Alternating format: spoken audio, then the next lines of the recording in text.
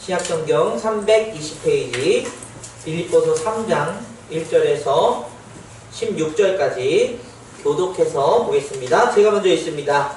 그치로 나의 형제들아, 주 안에서 기뻐하라. 너에게 같은 말을 쓰는 것이 내게는 수고로움이 없고 너에게는 안전하니라.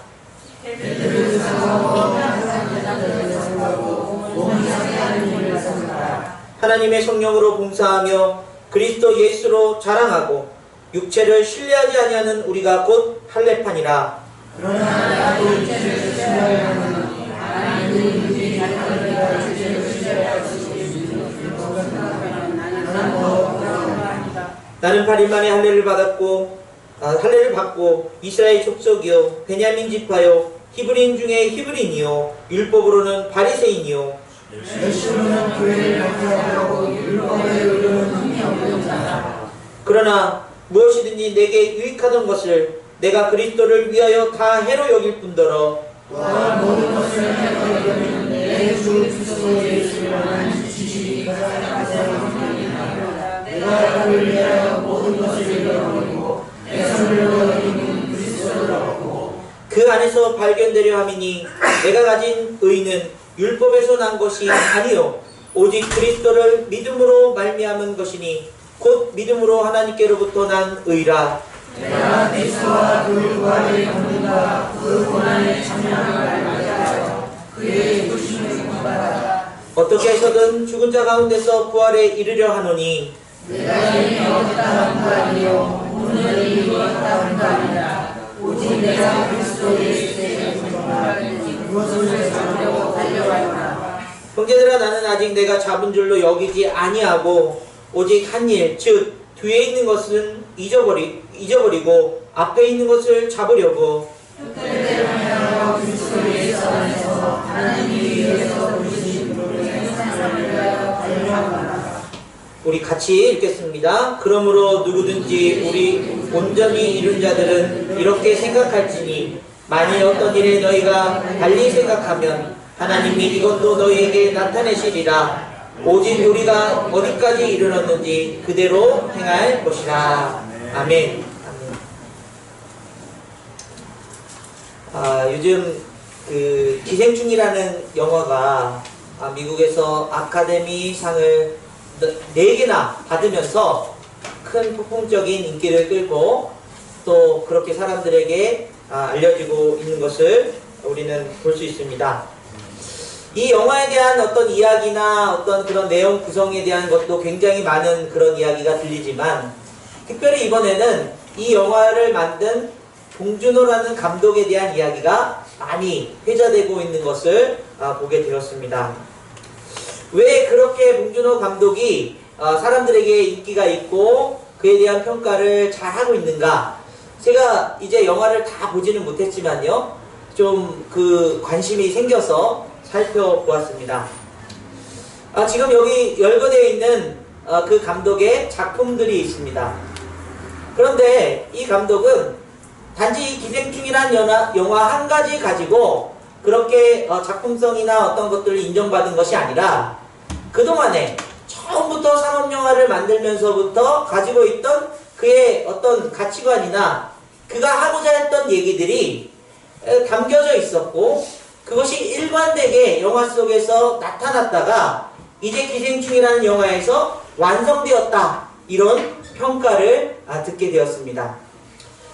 특별히 이제 처음 만들었던 이 플란더스의 개, 그 상업영화로 만들었던 첫 영화인데요, 아파트를 배경으로 그 배경에 높은 층에 있는 사람과 낮은 층에 있는 사람을 그렇게 나타내는 그들의 삶을 이야기하는 것이었고요. 우리가 잘 알고 있는 것처럼 설국열차라는 그런 앞칸에 있는 부유한 사람들과 꼬리칸에 있는 가난한 사람들의 그런 전투들, 또 이번에 나온 이 기생충이라는 영화는 이 집 안에서의 지상층에 있는 사람과 지하에 있는 사람들, 또 그 밑에 있는 사람에 대한 이야기를 일관되게 하고 있다는 것입니다. 그런데 이것이 왜 미국에서, 이 미국 아카데미는 여러분 백인들의 잔치라고 볼 수 있는데요, 동양인이 상을 받았는가? 또 한국말로 된 영화가 어떻게 이런 상을 받을 수 있었는가? 그들의 심리 가운데 그들이 나눠져 있는 부유한 사람과 가난한 사람들의 이야기가 뭐 우리가 알고 있는 것처럼 부자는 항상 악하고 가난한 사람들은 항상 선한 그런 구도가 아니라 누구든지 어느 자리에 있어든지 그들의 그 연약한 모습들이 드러나고 있는 그런 모습을 보여주고 있는 그렇게 영화를 만들었기 때문이다라고 평가하는 것입니다. 그러면서 제가 이 영화에 대한 내용을 이야기하려고 하는 것이 아니라 이 봉준호 감독이 가졌던 영화를 처음 시작할 때 어떤 마음을 가졌을까? 여러분, 영화 감독이 된다는 것은 내가 멋진 영화를 만들어서 사람들이 이것을 많이 보고 돈을 벌어야 되겠다. 아마 이런 마음을 가졌을 텐데 그는 항상 일관되게 자신이 하고자 했던 이야기들을 영화에서 풀어내고 그것이 사람들에게 호응을 갖게 되었다는 사실을 알게 된 것입니다. 그 삶의 그 일관됨이 이 기생충이라는 영화를 통해서 꽃을 피운 열매를 맺었다는 그 사실. 그런데 제가 더 충격받은 사실은 사람들이 인터뷰할 때 이제 그러면 다음 차기작은 무엇입니까? 라고 물었다는 것이죠. 보통은 이 오스카상을 타게 되면 이제 뭐 잃을 거 다 잃었고 생각해 보겠습니다. 이것이 아니라 그는 또 다른 목표를 이야기하면서 내년엔 이런 작품, 그 다음에 이런 작품 이렇게 이야기하는 모습을 봤다는 것입니다. 제가 이게 길게 장황하게 얘기한 이유가 무엇일까요? 여러분 삶의 목표가 있으십니까? 삶의 어떤 목적을 향해 가고 계십니까? 보통 세상이 말하는 어떤 성공과 어떤 인정받는 자리와 또는 내가 행복을 위한 그런 그 삶의 모습이 우리 정말 일관되게 가고 있는가? 세상에 이런 사람들도 그 자신의 어떤 목표를 위해서 돈이 아닌, 명예가 아닌 어떤 그런 자신의 일관된 이야기를 하기 위해서 그렇게 살아가는 모습을 보면서 우리 그리스도인들이야말로 저런 일관된 그런 목적을 가진 사람들이 아닐까, 그런 마음을 제 마음속에 갖게 되었습니다. 우리 그리스도인들은요, 하나님이 주신 하나님의 뜻 안에서 살아가야 될 사명이 있는 사람들입니다. 하루를 대충 때우면서 사는 인생들이 아니라는 것이죠. 그렇다면 우리 삶에 분명한 목표가 있어야 되는데요. 그래서 제가 이 말씀을 준비하면서 제 안에서 혼란스러움이 찾아왔습니다. 첫 번째는 무엇일까요? 우리가 그리스도인이 되면 예수님과 함께 죽고 예수님과 함께 다시 산다고 말하지 않습니까? 그 안에서 이제 내 삶은 없고 하나님이 내 삶의 주인이 되어주셔서 우리의 삶의 목적이 바뀌기 시작한다는 것이죠. 전에는 내 욕심이나 어떤 내가 원하고 바랬던 그런 부분들로 채워갔다면 이제 내 삶의 주인은 예수님이기 때문에 예수님이 원하시는 삶을 살겠노라고 우린 그런 각오를 다지며 살아갑니다. 그런데 그것이 분명하게 보이지는 않죠. 그런데 더 혼란스러운 사실은 우리가 예수 그리스도를 믿고 나면 어떤 목표에 대한 것들이 우리 안에서 이미 완성되었다고 예수님이 말씀하시기 때문입니다. 예수를 믿고 나면 그 보혈의 은혜로 우리는 생명을 얻게 되고 또 구원하심의 놀라운 은혜를 얻게 되고 그 다음에 영생을 누리게 되어 있습니다. 여러분 믿으십니까? 안 믿으시는 분이 있으신 것 같아요. 그리고 하나님의 자녀가 되는 권세를 누리고 하나님의 백성으로서 살아가야 될 것들이 완성되어져 우리에게 주어졌다는 사실이죠. 그 말은 우리가 어떤 구원의 목표를 가지고 살아가는 것도 아니라는 것입니다. 어떤 생명의 영생의 목표를 가지고 진시황처럼 불로장생한 것들을 모으기 위해서 살아가는 인생도 아니라는 것입니다. 이미 예수 그리스도 안에서 그 놀라운 선물이 우리에게 주어졌다고 선포한 그런 삶을 살아가는 사람들이라는 사실이죠. 그렇다면 우리 그리스도인들이 목표를 가져야 될 그 삶의 의미는 어디에 두어야 될까요? 혼란스러울 수밖에 없다는 것입니다. 그러나 우리가 성경을 조금만 읽고 말씀을 더 들어보면 우리가 그렇게 그 의를, 그 완성됨을 우리에게 선물로 주셨지만 여전히 이 세상 가운데서 우리는 부족하고 연약하다는 사실을 날마다 깨우쳐가며 살아가는 인생이라는 것. 그래서 그 삶의 방향을 하나님께 맞추고 하나님께로 나아가는 성화되어져가는 과정을 걸어가고 있다는 사실을 성경은 이야기하고 있는 것이죠.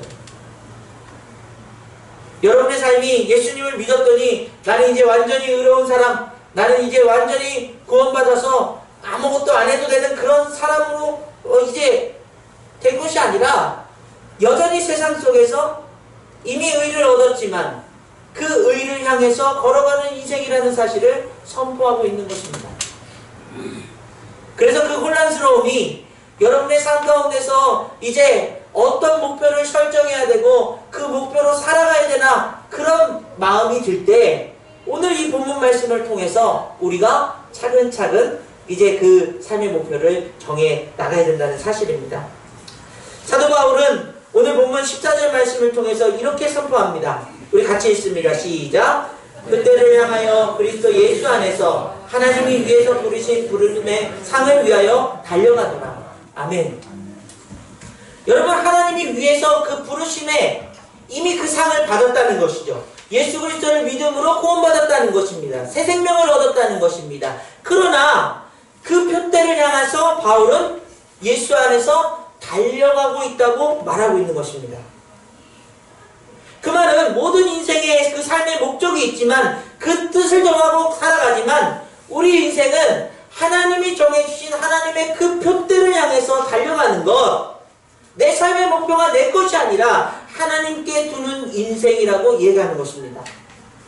그런데 이미 얻은 그 상, 나를 천국으로 부르신 하나님의 그 상을 우리 마음속에 가지고 하나님을 향해서 달려가는 인생, 그것이 바로 그리스도인의 삶이라는 것을 이야기하는 것입니다.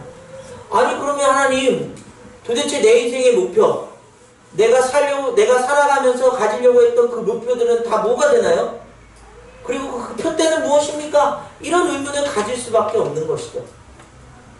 그래서 빌립보서는 바울이 옥중에서 쓴 서신인데, 이 빌립보서를 쓸 때 그가 고통 중에 어려움 중에 있었지만 다른 어떤 서신서들보다 이 빌립보 교회에 대한 그 감정적인 마음들이 애틋함이 너무나도 강해서 그것을 어떤 표현으로 하고 있냐면 우리 1장 6절 말씀 같이 한번 읽겠습니다. 시작. 너희 안에서 착한 일을 시작하신 이가 그리스도 예수의 날까지 이루실 줄 우리는 확신하노라. 아멘. 이미 이루어진 것이 아니라 너희 안에서 착한 일이 시작되었다고 선포하고 있습니다. 그 말은 우리 인생의 목적을 우리가 정하는 것이 아니라 예수 그리스도 안에서 우리 안에 놀라운 하나님의 뜻을 세우사 그 일들이 이루어질 때 그 일은 어떤 일로요? 착한 일로, 선하신 하나님의 뜻으로 여러분의 삶을 여러분이 계획한 것보다 더 빛나고 아름답게 하실, 영광스럽게 하실 하나님의 뜻으로 인도하신다는 사실, 그것을 시작하셨다는 것을 말하고 있습니다. 그래서 예수 그리스도께 가는 그날까지 주님이 재림하시건 아니면 우리가 죽음을 통해서 그 삶의 마지막이 됐을 때 그때에 이루실 그 완성된 그날을 확신하며 이 편지를 쓰고 있다는 사실입니다. 그러므로 사랑하는 여러분, 여러분의 인생 가운데 예수 그리스도를 믿었다는 것은 이제 여러분 안에서 착한 일, 하나님이 계획하신 일, 여러분의 계획보다 더 크고 놀라운 그 계획들이 시작되었다는 사실을 믿음으로 고백하시기를 간절히 원합니다. 그 고백 가운데서 우리가 그 표대를 향해서 달려갈 수 있는 그런 인생들이 되어야 된다는 것이죠. 내가 설계했던, 내가 가지려고 했던 인생의 목표들을 다 내려놓고 말씀을 통해서 하나님이 내 삶을 통해서 이루시고자 했던 그 뜻이 무엇인지, 어떤 삶인지, 어떤 모습인지를 선포하며 기대하며 여러분 그것을 찾아야 된다는 사실입니다. 여러분, 그동안에 여러분의 인생의 목표는 무엇이었습니까? 아유, 이제 뭐 나도 나이도 다 됐고 이제 자녀들 잘 되고 손주들 평안하고 그러면 됐지. 여러분, 그렇지 않습니다. 저는 도시락 사역을 하면서 어르신들을 만나고 그 인생이 바닥까지 다 무너진 그 삶을 보면서 하나님, 이 인생이 이러다가 그냥 끝나면 어차피 그 인생이 그 마지막인데 제가 왜 이 인생 가운데 왜 하나님 저를 보내셔서 우리 교회를 보내셔서 뭘 얘기하고자 하시는 것입니까? 가족들도 다 버렸는데 이미 아무것도 없는데 그때마다 하나님께서 제게 어떤 마음을 주시는지 아십니까? 어떤 마음으로 기도하시는지 아십니까? 아직 그 인생이 살아있다면 하나님의 놀라운 그 계획하심, 목표하심이 있다는 사실입니다. 하물며 저와 여러분의 인생 가운데 하나님의 그 놀라운 그 뜻과 그 계획하심을 바라볼 수 있기를 간절히 원합니다. 그 가운데서 우리는 그러면 어떻게 표대를 향해 살아가는 인생의 모습은 어떤 모습인가? 여러분 그것을 확인하면서 우리의 삶을 점검해 볼 필요가 있습니다. 세 가지로 말씀드리려고 하는데요. 첫 번째는 무엇이냐? 여러분 삶의 위치를 확인하라는 것입니다. 바울은 오늘 본문 7절부터 9절 말씀 우리 같이 한번 다시 읽습니다. 시작! 그러나 무엇이든지 내게 유익하던 것을 내가 그리스도를 위하여 다 해로 여길 뿐더러 또한 모든 것을 해로 여김은 내 주 그리스도 예수를 아는 지식이 가장 고상하기 때문이라. 내가 그를 위하여 모든 것을 잃어버리고 배설물로 여김은 그리스도를 얻고 그 안에서 발견되려 함이니 내가 가진 의는 율법에서 난 것이 아니요 오직 그리스도를 믿음으로 말미암은 것이니 곧 믿음으로 하나님께로부터 난 의라. 아멘. 바울은 8일 만에 할례를 받았고 또 유대인 중에 유대인이고 또 로마 시민권자고 율법학자고 또 그 많은 것들을 가지고 있는 것들을 하나님 안에서 다 배설물로 여기고 버렸다. 왜죠? 예수 그리스도를 아는 지식이 가장 고상한 내 삶의 큰 축복이라는 사실을 그는 깨달았다는 거예요. 그의 삶의 지위, 율법 또는 유대인, 어떤 로마 시민권자 그런 지위가 아니라 예수 그리스도를 아는 그 고상한 지식으로 내 삶의 위치를 어디 있는가를 발견하게 되었다는 사실을 얘기하는 것입니다. 여러분 인생 가운데 나는 아빠로서 엄마로서 또는 어떤 직장의 어떤 상사로서 직원으로서 학교의 어떤 위치로서 그런 모든 것들이 여러분의 삶의 위치이기도 하지만 그것보다 더 중요한 것 하나님께서 여러분을 사랑하시고 인도하신 그 놀라운 복음의 은혜가 여러분 삶에 가장 고상하고 위대하고 축복된 그런 지식이 되어서 그 지혜가 되어서 여러분의 삶의 위치를 어떻게 해요? 예수 안에서 발견되길 원합니다.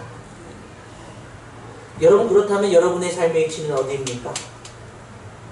표대를 향해 걸어가는 인생 가운데 여러분의 위치는 어디입니까?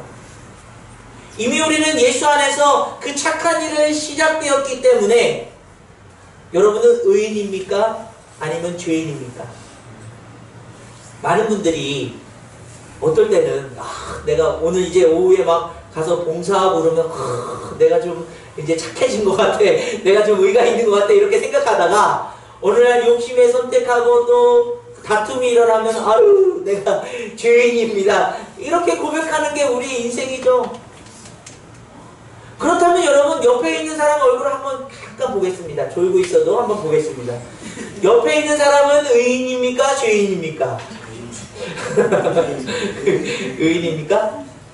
오늘 그 말 잘못하면 오늘 밥이 점심이 없을 수도 있으니까 말 잘하셔야 되죠. 우리는 때로는 어떤 인생을 보게 되면 아유 저렇게 죄스럽게 살아서 어떡하나라고 평가를 합니다.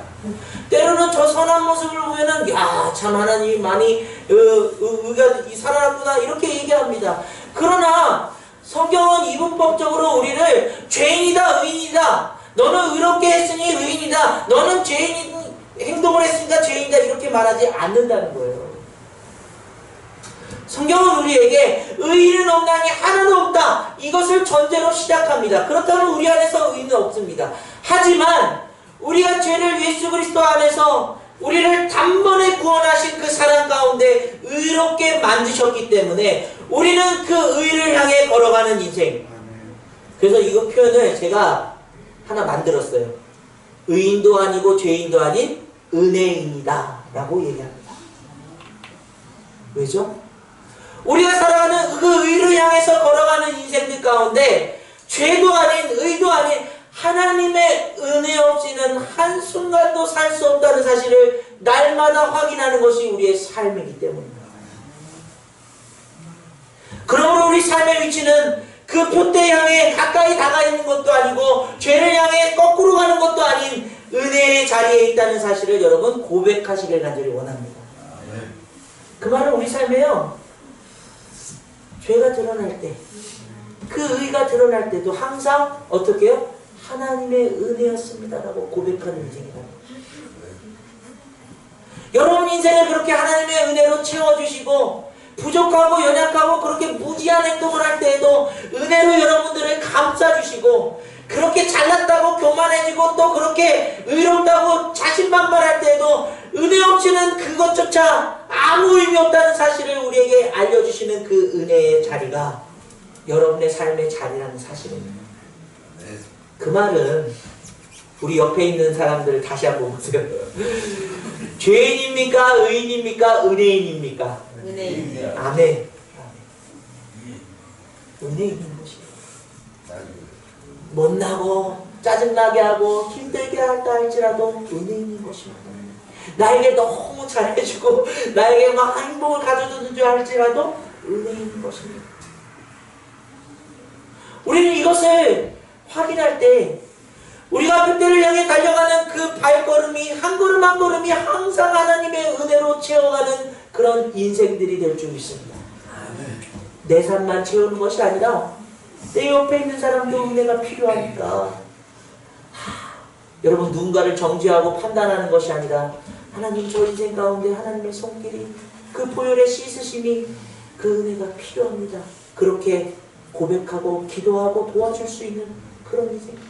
교만하고 기공원장에 하늘 찌를 듯한 그런 삶에 있을 때 하나님 저렇게 하다가 금방 넘어질 텐데 금방 잃어버릴 텐데 금방 거기서 만족이 없을 텐데 하나님의 은혜가 필요합니다.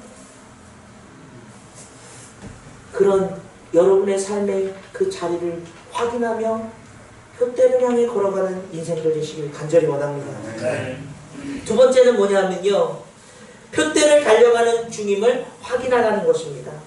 바울은 자신이 그리스도 안에서 발견된 인생, 은혜임을 깨닫게 된 다음에 그 위치를, 그 삶의 자리가 이미 완성됐거나 이미 한참 모자란 것도 아니고 그 은혜를 위해서, 그 삶을 위해서 달려가고 있다고 얘기합니다. 12절 말씀입니다. 시작. 내가 이미 얻었다함도 아니요 온전히 이뤘다함도 아니라 오직 내가 그리스도께 예수께 잡힌 바 된 그것을 잡으려고 달려가노라. 아멘.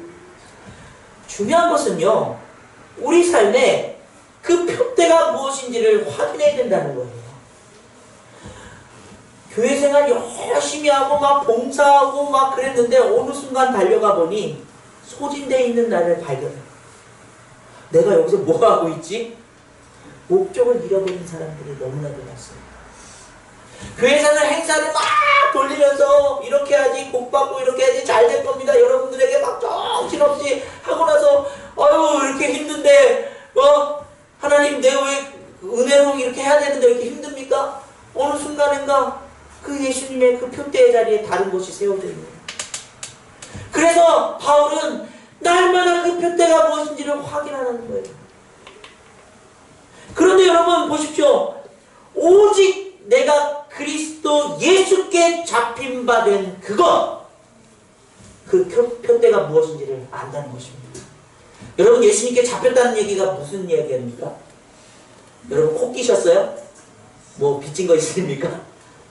이 말은요 골로새서 3장에 아주 우리에게 분명하게 얘기하고 있습니다. 13절 14절입니다. 시작. 누가 누구에게 불만이 있거든 서로 용납하며 피차 용서하되 주께서 너희를 용서하신 것 같이 너희도 그리하고 이 모든 것 위에 사랑을 더하라. 이는 온전하게 매는 띠니라. 아멘. 여러분 골로새서 교회한테 서로 용납하고 용서하되 주께서 너희를 용서하신 것 같이 하며 그리고 그 다음에 다른 모든 것들 위에 사랑을 더할 때 하나님 앞에 매임받은 묶임이 된다는 사실을 얘기하는 거예요. 그 말은 우리의 인생의 표대, 하나님을 향해 나아가는 그 표대는 예수 그리스도의 사랑이 우리에게 비추고 있다는 사실을 알려주는 것입니다. 그 사랑에 매인받은 그 표대가 여러분의 인생의 나침판이 되기를 간절히 원합니다. 여러분, 이게 왜 중요하냐면요, 여러분들을 유혹하고 여러분들이 평안할 수 있다고 세우는 세상의 표대들이 많이 있어요.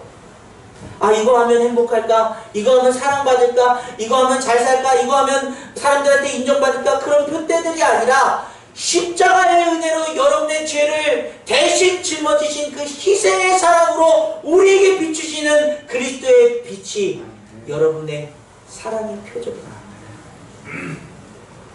사랑을 받으면 그 사랑을 배우게 되었습니다.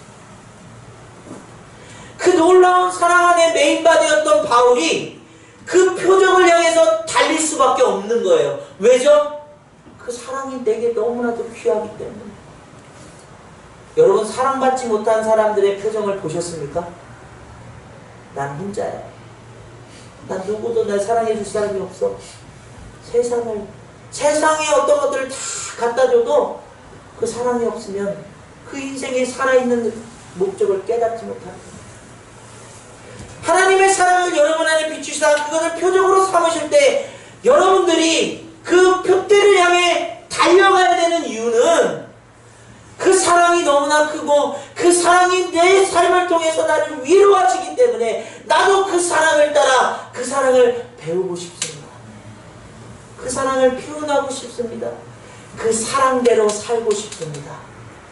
여러분, 바울이 달려간다는 의미는요, 봉사 열심히 하고 뭐 가서 내가 해야 될 일 막 그냥 차곡차곡 계획 세워서 하는 것을 이야기하는 것이 아니에요. 선교여행 4차, 5차, 6차 만들어가지고 내가 전해야지. 여러분, 그런 사랑의 그런 표현의 방법일 뿐이지 진짜 그가 달려가자고자 했던 그 표대를 향한 그 달림의 그 힘의 에너지는 주님이 날 사랑하니까 나도 그 사랑을 배워야 되니까. 주님이 나를 사랑하심이 너무나 크니까 나도 그 사랑을 배워서 나눠줄 수 있다는 마음을 갖는다는 거예요. 여러분, 표대가 무엇인지 알았다면, 그 사랑이 여러분의 삶에 오늘 예배 가운데 임했다면 그 사랑을 향해서 달려가시기를 간절히 원합니다. 왜 주저하고 계십니까? 주님이 여러분 그렇게 사랑하신다. 왜 그렇게 귀찮아하십니까? 주님이 여러분을 위해서 희생하셨거든요.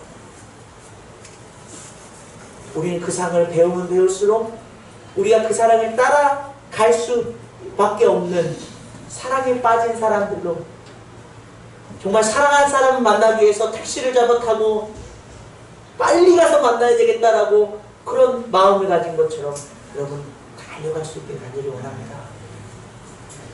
그러면서 우리에게 마지막으로 이런 표대를 향해 달려가는 사람들은 노빠꾸하라.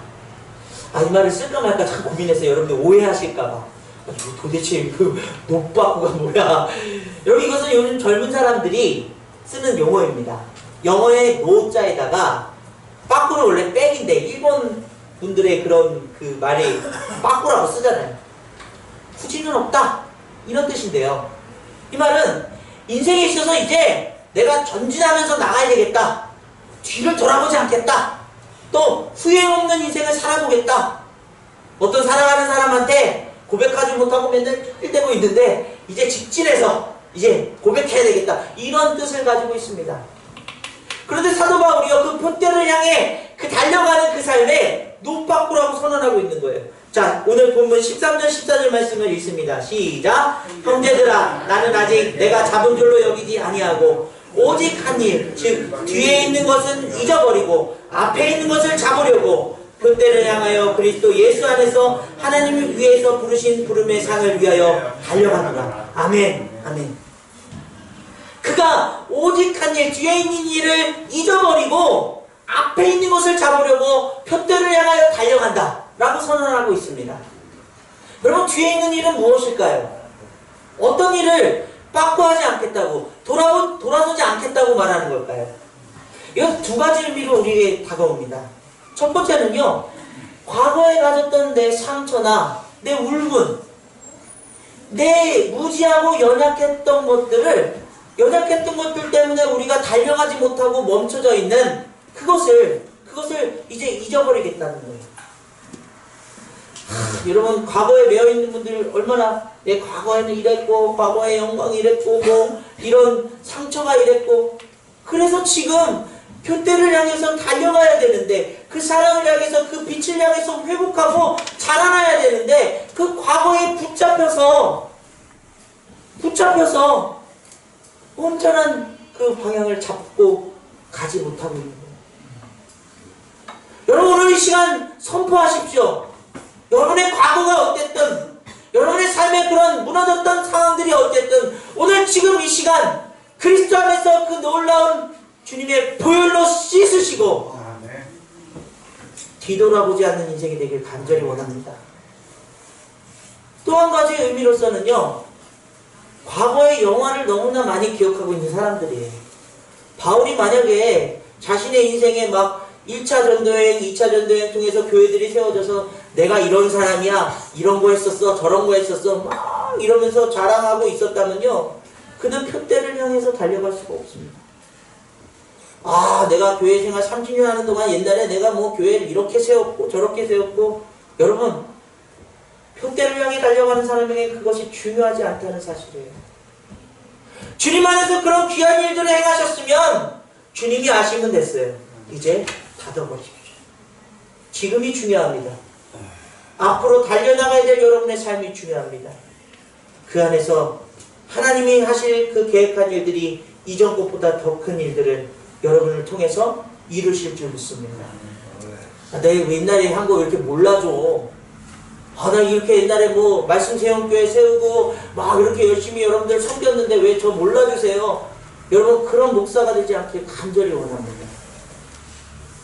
그동안 5년 전에 있었던 일들, 제가 했던 사역들 다 잊고 지금 새로운 마음으로 지금부터 그 표대를 향해 달려가는, 우리 함께 갑시다 고백하며 걸어가는 인생, 그 인생이 이제 그 표대를 향한 예수님 안에서 그 부르심의 상을 기대하며 마음껏 뛰어가는 놀라운 그리스도인의 삶으로 멋지게 여러분의 삶에 나타날 수 있기를 간절히 원합니다.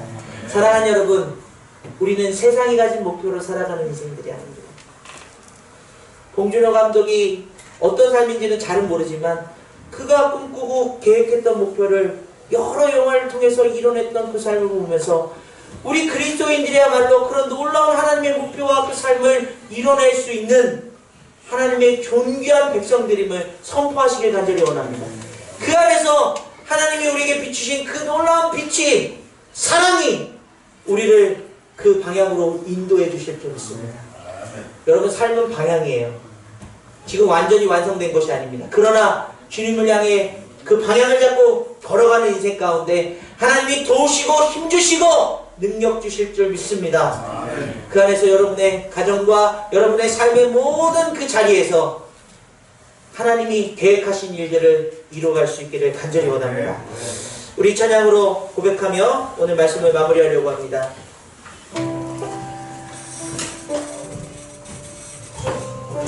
우리의 삶은요, 주님의 뜻을 알아가는 삶입니다.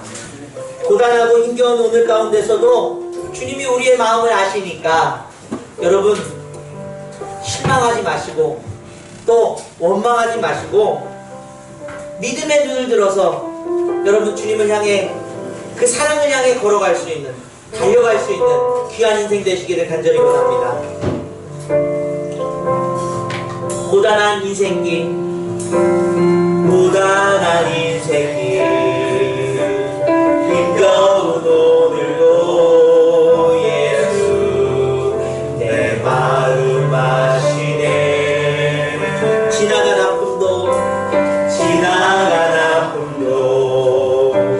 마주할 세상도 예수 내 마음 아시네. 하루를 살아도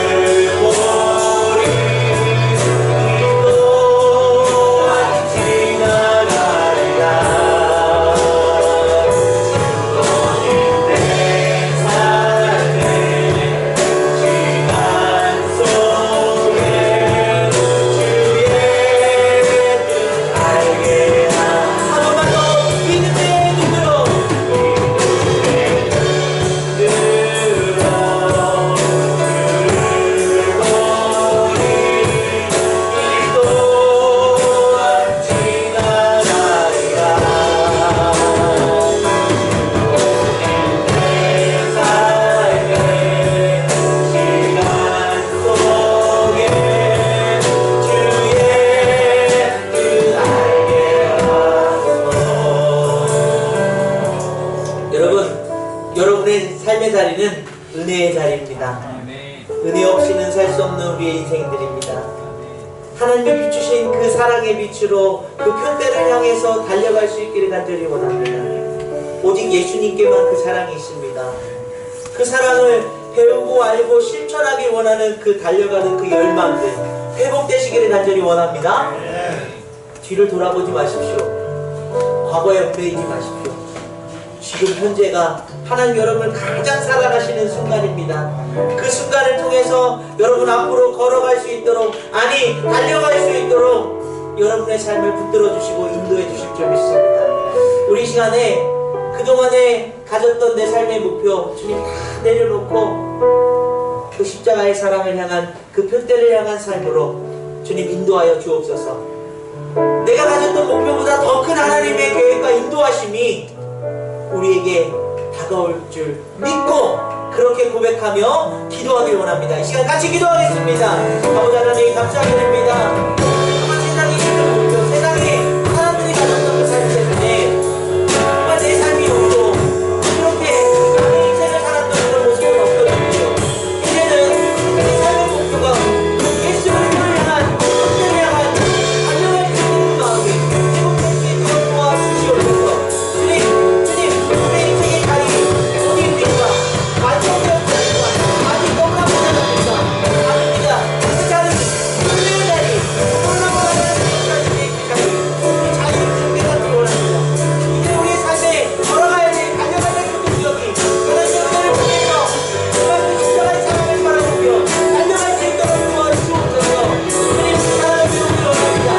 그 사랑 안에서 발견되기 원합니다. 그 사랑의 아버지 놀라운 능력이 우리 삶을 통해서 선포되어지게 도와주옵소서.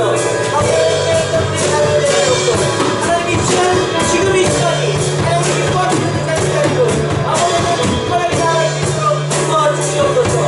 우리의 삶의 목표 이제 하나님 것입니다. 하나님이 원하시는 자리로 걸어가겠습니다. 주님의 그 기뻐하시기 그 놀라운 아버지 역사가 우리 삶을 통해서 이루어질 수 있도록 믿어 주시옵소서. 오 주님 아버지 아버지의 주님의 평범한 것이 아버지의